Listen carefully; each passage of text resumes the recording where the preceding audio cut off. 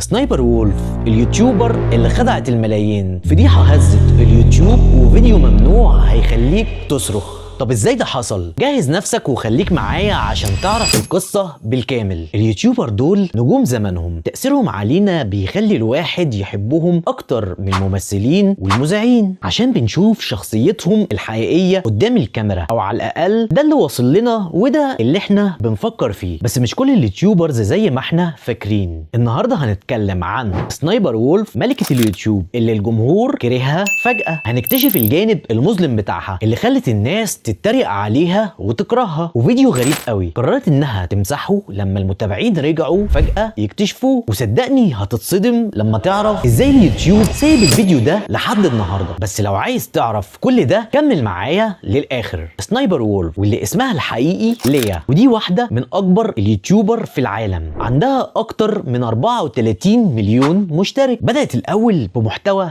الجيمنج، بس ساعتها ما كانش القناة اسمها سنايبر وولف، ده كان اسمها سكسي سنايبر وولف، يعني بالعربي كده القناصة المثيرة. وكانت بتلعب العاب زي كول اوف ديوتي، بس دايما كانت بتطلع بلبس مش تمام، وفي ناس قالت عليها انها بتفيك في اللعب، يعني في الاساس مش هي اصلا اللي بتلعب. بس بالمناسبة نسيت اقول لك، سنايبر وولف اساسا من اصول عربية. 1 2 3 4 5 6 7 8 9 10 ابن الجايف ابن الخرا.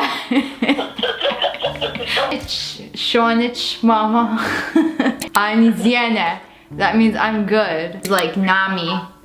Oh, actually that does sound right. يعني احنا كمان هينوبنا من الفضيحة جانب. مع الوقت متابعينها زادوا بسبب شكلها ولبسها. قررت انها تسيب الجيمنج اللي اصلا كانت نصابة فيه، وتحول المحتوى لفلوجات وتحديات وفيديوهات اوميجل، واللي هنتكلم عن واحد منهم في الاخر هيصدمك. طول حياتها على اليوتيوب سنايبر وولف كانت بتعمل مشاكل، اما تعمل مشاكل مع متابعينها او مع يوتيوبرز تانية. وفي ولد يوتيوبر كان بينتقدها اسمه انجي مهود، فقامت ايه بقى، بعتت متابعينها وجمهورها يشتموه عشان تدمر قناته، لحد ما قضت على مستقبله وشغله كيوتيوبر. وبنت صغيره عندها سرطان كان حلمها انها تقابل سنايبر وولف. ام البنت اتواصلت معاها واتفقوا ان سنايبر وولف هتكلم البنت فيديو كول في يوم معين. بس يحصل ايه بقى، سنايبر وولف ما ردتش على البنت بعد ما عشمتها، وقالت انها مشغوله قوي. تفتكروا الهانم كانت بتعمل ايه؟ الهانم بسلامتها كانت خارجه مع اصحابها وطلع حفله. والاسوأ من كده البنت اللي عندها سرطان ماتت بعدها بايام من الزعل والتعب. بس استنوا، دي مش كل حاجه. سنايبر وولف في الفتره الاخيره كانت بتعمل فيديوهات رياكت، يعني بتجيب فيديو من تيك توك وتتفرج عليه بطريقه ممله عشان تكسب ملايين المشاهدات. الناس اتضايقت عشان بتسرق متابعين اليوتيوبرز والتيك توكر التانيين، وكل ده من غير ما تديهم اي كريدت. ظهر يوتيوبر اسمه جاك فيلمز، وكان دايما بيكشف سلبياتها.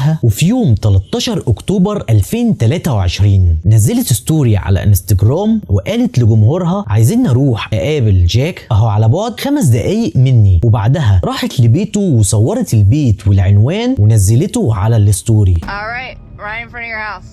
Come out and talk to me. He has food outside, so he should be out any minute now to pick it up. It's ice cream as well. It's ice cream.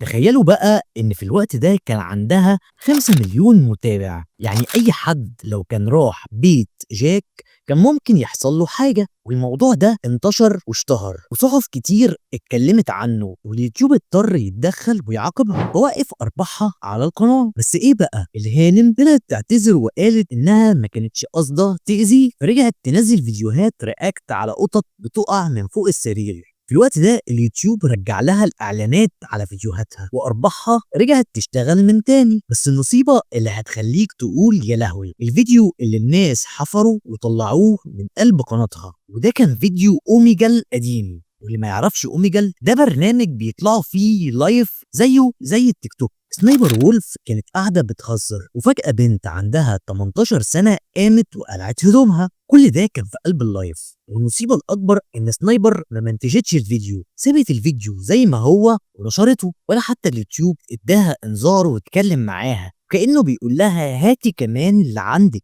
وبعدين لقينا حاجة تضحك. الراجل اللي كان دايما بيلعب معاها الجيم هو اللي كان بيلعب بدلها. يعني الهانم كانت بتضحك علينا بدماغها وكانت بتاخد فلوس بجلالها. وايوه هي عندها اصول عربية بس احنا بريئين منها زي براءة الانترنت خصوصية. والنهارده قناتها نايمة، كل ما بتنزل فيديو الناس بتنط عليها بالكومنتات ويقولوا لها فاكرة البنت اللي كان عندها سرطان وما كلمتهاش؟ فين الفيديو بتاع البنت اللي عندها 18 سنة؟ ويقولوا لها كمان هو جاك لسه عايش؟ ولو كانوا جمهورها بقوا محكمة شعبية. في النهاية يا صديقي مش كل حاجة بنشوفها على الانترنت حقيقية. لو عجبكم الفيديو ما تنسوش تشتركوا في القناة عشان اشوفكم الحلقة الجاية.